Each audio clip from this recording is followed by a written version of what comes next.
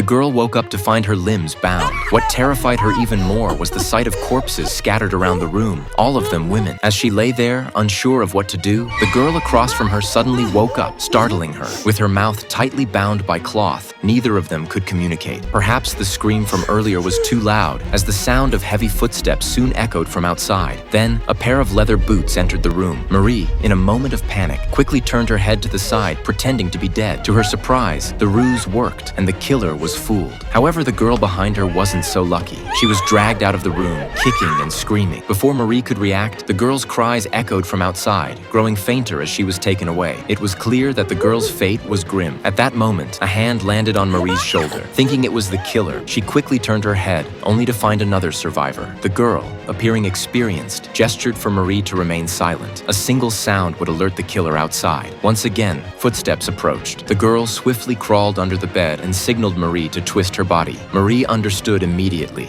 closing her eyes and resuming her act of being a lifeless corpse. From her vantage point on the floor, she saw the bloodied body of the girl who had been dragged out. She was now lifeless, her body covered in blood. After the killer left, the survivor untied Marie and told her not to ask questions, as she didn't know what had happened either. She had simply woken up here. Their only goal now was to escape this nightmare. Supporting each other, they made their way to the door, urgently twisting the handle. But to their horror, the door wouldn't budge, and the noise caught the killer's attention. Panicked, they quickly hid in a small compartment and closed the door, hoping to go unnoticed. However, the killer wasn't fooled for long. In no time, he discovered their hiding spot and dragged them out by their hair. Luckily, Marie's acting skills were top-notch. She once again fooled the killer, but the girl in the red dress wasn't as fortunate and lost her life. When the footsteps faded into the distance, Marie quietly peered through the peephole, only to witness an even more terrifying scene.